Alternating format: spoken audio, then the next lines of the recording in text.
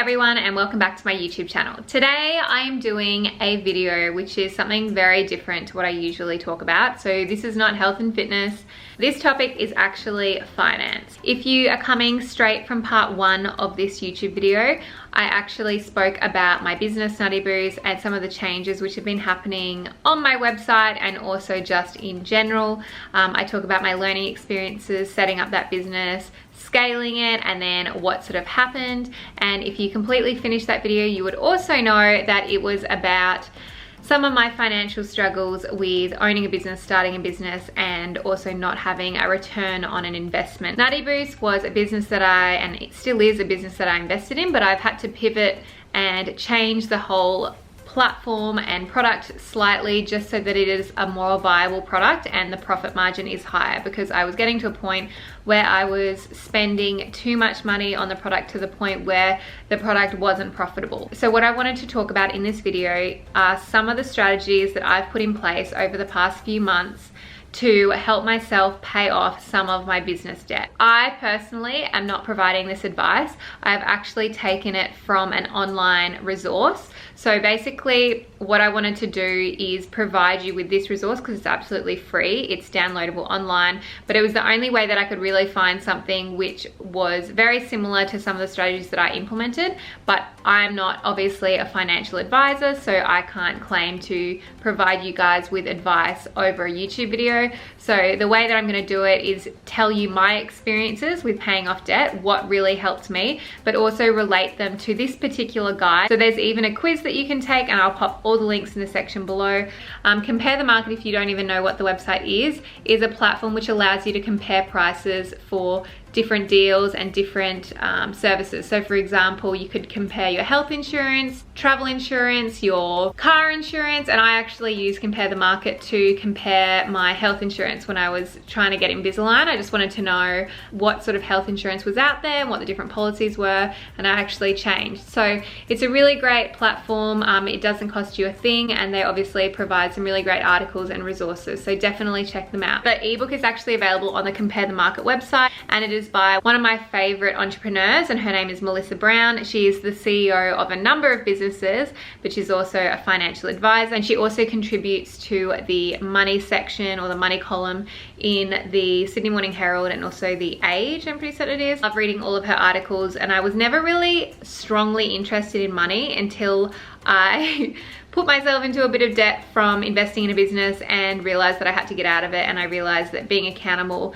and being aware is the only way to get out of it. So the first thing that she talks about is actually, number one, getting comfortable with talking about money. So okay, a lot of people aren't going to be willing to do this, but this was the one thing and the first step that I actually did which made me feel more on track and more accountable. And what I ended up doing was sharing my finances with my partner, so Mitch. I had never done it before, and I was very nervous about what he would think of me and just so many different things. But I told him about my financial situation. I told him that I wanted to get on track, and I asked whether he would help me be accountable. So when I'm saying helping me be accountable, I'm not saying him helping me pay off my debt, but it was more so him, you know, asking me questions every 2 weeks and asking me, you know, how your finance is going, what are you doing? And that was all I wanted from him. I just wanted someone to make me feel accountable. Now obviously not everyone has a partner, or they wouldn't want to disclose that information with friends, so that's completely fine. But find another way. So maybe that's just setting an alarm in your calendar every 2 weeks or every week, even if you want to make it that often, where you go through your finances. So if you don't know what your financial position is and you're not sure whether you're even financially conscious, there is a quiz you can take. So before you even go into the rest of this YouTube video or even read the ebook, then just click the link below, take the financially conscious quiz and see where you stand. So the second tip that I have, and which is in the ebook, is to write down what money means to you. So there's actually a whole exercise in this ebook where you write down sort of what your monetary triggers are. Maybe you're one of those people that has all this money in a bank account but you do nothing with it, and it's like makes you feel secure.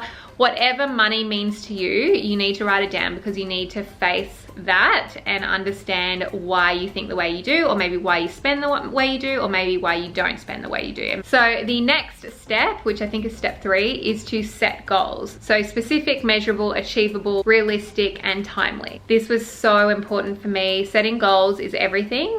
In my daily life, in my career, I always set goals. And now that I've looked at the goals that I set compared to what I've achieved, I realize how much I've achieved, and it makes me want to pay off more debt, and it makes me want to keep on saving and all of these things. So please make sure you don't skip that step, because it's one of the most important steps in the whole process.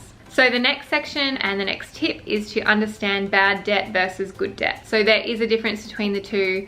Obviously, some people consider certain debts worse than others, but in terms of bad debt versus good debt, Melissa goes into aspects of bad debt when she's talking about like higher interest rates on, say, a credit card or an overdraft. I personally had a credit card and an overdraft. The overdraft had a high interest rate, so I made sure that I paid that overdraft off before anything else. So I prioritized my finances, and you will need to do that. And that's one of the hardest things I found to do, because I had bills everywhere, and I had like my company costs, my running costs. So prioritize. So what is good, bad, okay debt? And she will define all of that in the ebook. So this then leads me to my next point, which is setting up bank accounts and also automation. So setting up bank accounts is for like your bills, for savings, for things that you want. I've actually always done this, but I sort of lost track of it when I started a business, because I didn't have any spare money and I didn't have like a paycheck coming in every single week. But now that I do have a consistent stream of income, and I also have bills that I need to pay, and I have sort of debt that I have to pay off, I now make sure that I've got a set number of bank accounts. And I also have a bank account which is actually so almost like a reserve for me. Money goes into it every week. I never see it, like I just don't even notice it going out of my account, and I never check that account, but that's just like my account which is there for emergencies.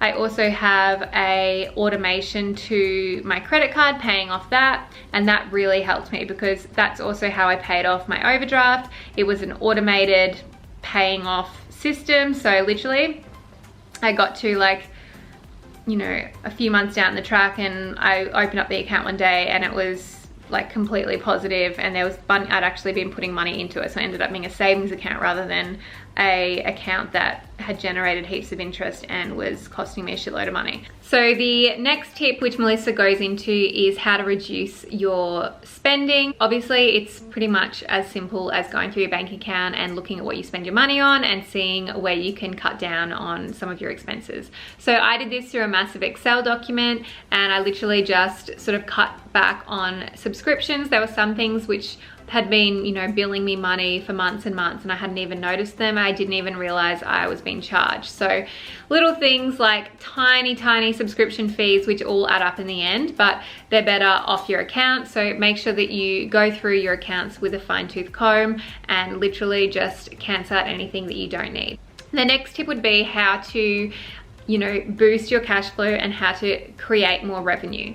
Now, back in the day, I was literally doing so many different odd jobs all over the place. So I would work 3 days a week for a company doing their PR. So I did that as a contractor, and then 2 other days a week I would do little odd jobs here and there, and even some extra work. And then on the weekends I would work a retail job. So obviously I worked a lot, but back then, I needed any money I could, and that actually helped me to save for my current company, like setting it up and everything, because a company setup fee is like $2,000 to $3,000. I literally had no savings when I started the business. Just doing little things like that can really help. And remember, it's not forever. It's just until you pay off your debt, and then you can work towards bigger goals, and you can even work towards bigger goals, obviously, while you're doing those little jobs. So don't stress, guys. We've all been there. So the last tip I wanted to mention on here is maintenance. So obviously making sure, even after you pay off your debt, making sure that you're still keeping track of your finances every 2 weeks or every week, whatever works for you, potentially every month. I personally like to do it every 2 weeks. I sit down with Mitch.